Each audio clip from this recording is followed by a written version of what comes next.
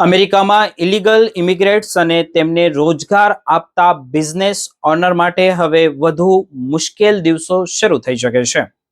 American media report અનુસાર Trump administration work site immigration એન્ફોર્સમેન્ટને વધુ આક્રમક બનાવવાની તૈયારીઓમાં છે. મળતી માહિતી મુજબ સરકાર ડિપોર્ટેશનનો આંકડો વધારવા માટે હવે માત્ર રસ્તાઓ પર ધરપકડ કરવાની જગ્યાએ કામના સ્થળો પર વધુ ધ્યાન કેન્દ્રિત કરી રહી છે.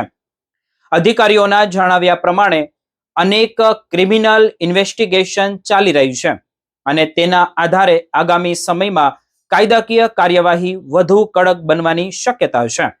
ડિપાર્ટમેન્ટ ઓફ હોમલેન્ડ સિક્યુરિટીએ પણ સ્વીકાર્યું છે કે આવી તપાસમાં વધારો થયો છે અને વિવિધ ફેડરલ એજન્સીઓ મળીને નવી વર્ક સાઇટ એન્ફોર્સમેન્ટ સ્ટ્રેટેજી તૈયાર કરી રહી છે.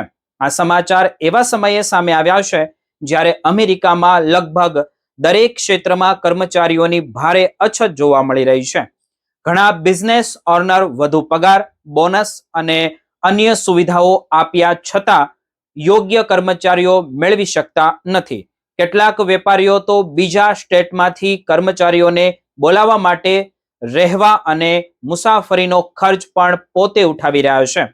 અનેક ગુજરાતી બિઝનેસ ઓનર પણ કર્મચારીઓની અછતના કારણે પોતાના ભારત આવવાના કાર્યક્રમો મોકૂફ રાખ્યા હોવાના અહેવાલો સામે આવી રહ્યા છે.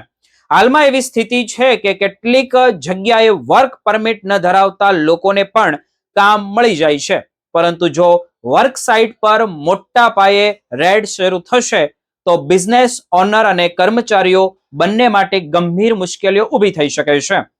અગાઉ પણ અમેરિકામાં ખેતરો, મીટ પ્રોસેસિંગ યુનિટ્સ અને ફેક્ટરીઓ અને જ્યોર્જિયામાં આવેલા હુન્ડાઈ પ્લાન્ટ્સ પર આઈસ દ્વારા કાર્યવાહી કરવામાં આવી રહી હતી. ત્યારબાદ બિઝનેસ પર રેડ નહીં પાડવાના સંકેતો આપવામાં આવ્યા હતા, પરંતુ હવે ફરીથી વર્ક સાઇટ એન્ફોર્સમેન્ટ પર ભાર મૂકવામાં આવી રહ્યો છે. અધિકારીઓનું માનવું એવું છે કે માત્ર વ્યક્તિગત ધરપકડોથી સરકાર ડિપોર્ટેશનનું મોટું લક્ષ્ય હાંસિલ કરી શકશે નહીં. તેથી હવે રોજગાર આપતી જગ્યાઓ પર વધુ નજર રાખવામાં આવશે.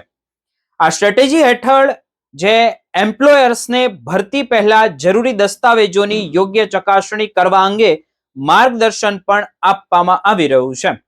વ્હાઇટ હાઉસનું એવું કહેવું છે કે આ કોઈ નવી નીતિ નથી, પરંતુ વેલફેર ફ્રોડ, બેનિફિટ ફ્રોડ અને આઈડેન્ટિટી થ્રેટ્સ સામે ચાલી રહેલી કાર્યવાહીના ભાગરૂપે આ પગલાં લેવામાં આવી રહ્યા છે. બીજી તરફ ઇમિગ્રેશનના વિરોધીઓનું માનવું એવું છે કે જો બિઝનેસ ઓનર્સ ગેરકાયદેસર રીતે રહેલા લોકોને નોકરી આપવાનું બંધ કરશે તો ઇલીગલી ઇમિગ્રેટ્સ માટે અમેરિકામાં ટકી રહેવું વધુ મુશ્કેલ બની જશે. આ સાથે વર્ક પરમિટ સંબંધિત નિયમોમાં પણ ફેરફારો કરવામાં આવ્યા છે. કેટલીક કેટેગરીમાં ઓટોમેટિક રિન્યુઅલની સુવિધા બંધ અથવા તો મર્યાદિત થતા ઘણા લોકો લાંબા સમય સુધી નવી પરમિટની રાહ જોઈ રહ્યા છે. જો કોઈ વ્યક્તિની વર્ક પરમિટ સમાપ્ત થયા પછી પણ તે કામ ચાલુ રાખે તો તેની સામે કાયદાકીય કાર્યવાહી થઈ શકે છે.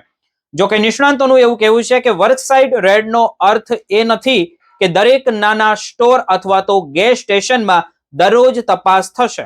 માત્ર જોઈએ તો સામાન્ય રીતે આવી કાર્યવાહી ત્યાં જ છે જ્યાં મોટી સંખ્યામાં ઇમિગ્રેટ્સ કર્મચારીઓ કામ કરતા હોય.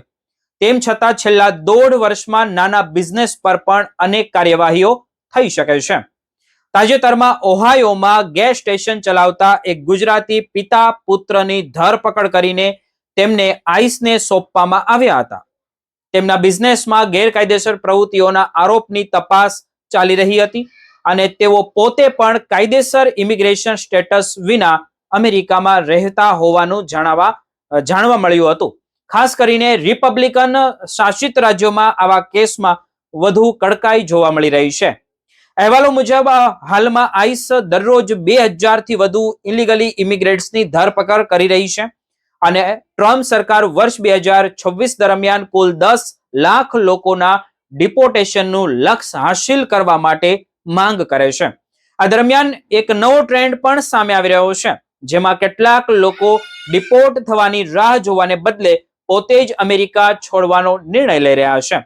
ફ્લોરિડાના એક ગુજરાતી વેપારીએ આપેલા ઉદાહરણ મુજબ તેમના ત્યાં કામ કરતા એક કર્મચારીની પત્નીને ડિપોર્ટ કરવામાં આવ્યા બાદ સમગ્ર પરિવારને સ્વેચ્છાએ અમેરિકા છોડવાનું પસંદ કર્યું હતું.